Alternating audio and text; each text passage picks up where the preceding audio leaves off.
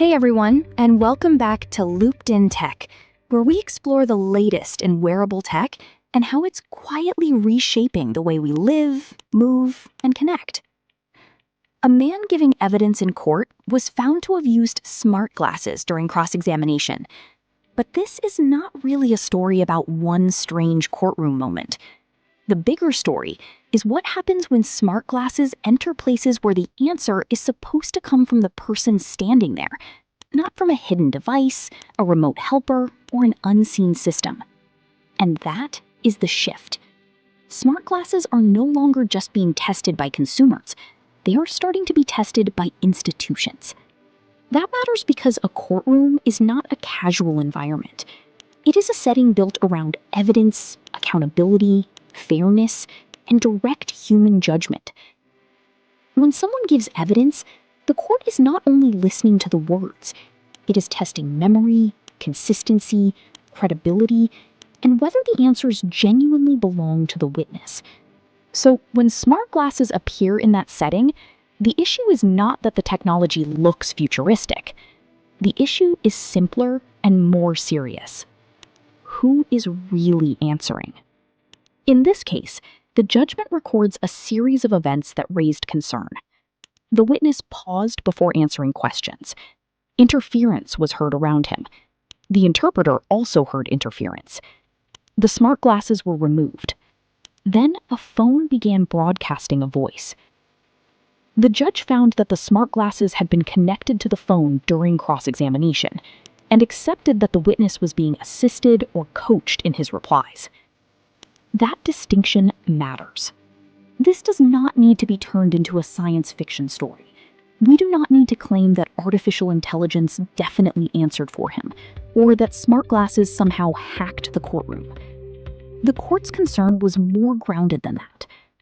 The evidence could no longer be trusted as the witness's own. And that is where this becomes a wearable tech story.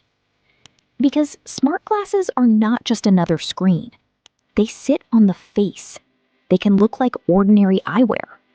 They can connect to a phone. They can record, communicate, receive prompts, and potentially act as a live interface between the wearer and another source of information. A phone announces itself as a device. A laptop announces itself as a device. But smart glasses can hide the device inside something that still looks personal, ordinary, and wearable. And that changes the institutional problem. Well, think about what cross-examination is designed to do. It is not only about gathering information, it is about pressure testing a person's account in real time. The witness has to respond. They have to remember, they have to explain, they have to deal with inconsistency. The whole process depends on the idea that the person answering is the person producing the answer. Smart glasses put pressure on that assumption. Now here is where it gets interesting. This is not just one court reacting to one unusual incident. Some court systems are already beginning to treat smart glasses as a category that needs clearer rules. In Philadelphia, the First Judicial District issued a direct order prohibiting smart, Meta, or AI glasses with recording capability in court facilities without prior written authorization. In Los Angeles, a judge reportedly ordered AI-enabled smart glasses removed in a courtroom setting and warned about recording-related risks. The point is not that every court has the same policy. The point is that courts are beginning to recognize the same underlying issue. These devices do not fit neatly into older assumptions. Smart glasses blur that line. Are they eyewear? Are they a camera? Are they a microphone? Are they a communication channel? Are they an AI assistant? Are they an accessibility tool? Or are they all of those things, depending on how they are being used? That is the friction. And it will not only apply to courtrooms. The same question can appear in exams, job interviews, workplace investigations, professional assessments, border interviews, insurance reviews, and any setting where a person's own answer matters. In all of those environments, institutions rely on a basic assumption. The person answering Is the person accountable for the answer? Smart glasses complicate that assumption because they can make outside assistance feel invisible. It is a bit like turning the wearer into a live doorway. To everyone else in the room, there is one person speaking. But behind that person, there may be a second layer.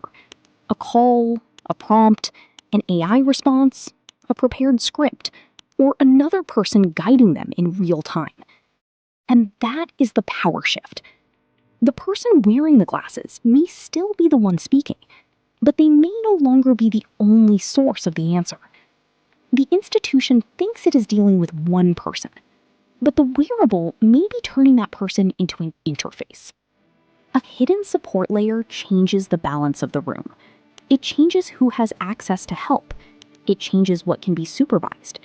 It changes whether everyone is playing under the same conditions.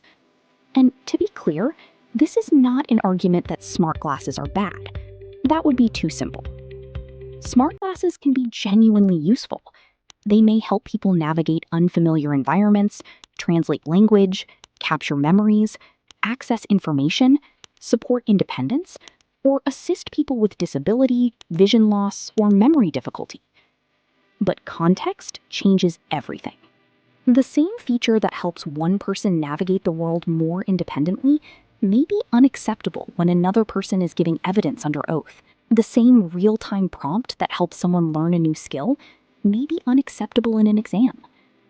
The same hands-free assistance that feels useful in everyday life may be a fairness problem in an interview, assessment, investigation, or legal proceeding. And that is the point. The technology is not neutral once it enters a trust-based setting. Let me explain it another way.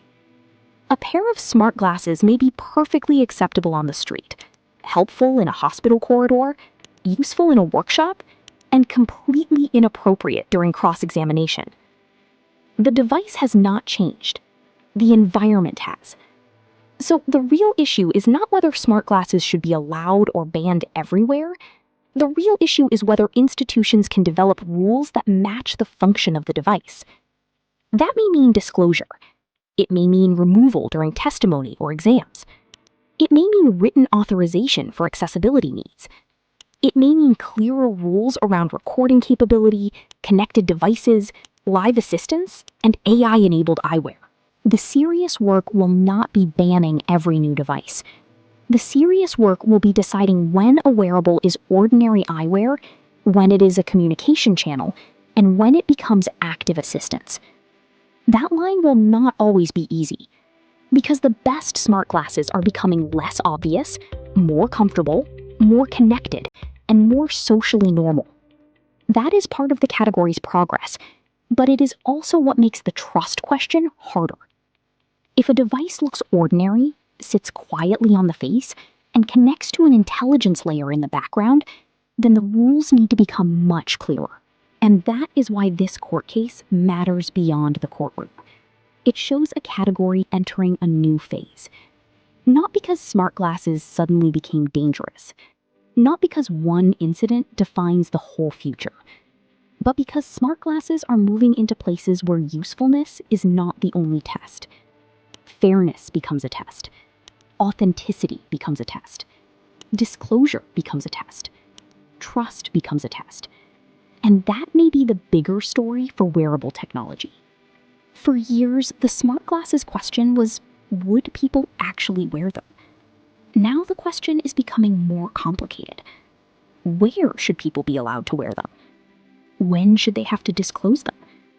When does assistance become unfair? And when does a device that looks like eyewear become something closer to a second participant in the room? That is the tension smart glasses now face. They may still become normal. In many parts of life, they probably will. But normal does not mean neutral. And in places where truth, fairness, and accountability matter, the question will not only be what the glasses can do, it will be whether everyone in the room knows what role they are playing. So, what do you think? Should smart glasses be treated like ordinary eyewear until someone misuses them? Or should trust-based institutions set stricter rules before problems become common? Let me know where you stand on this in the comments.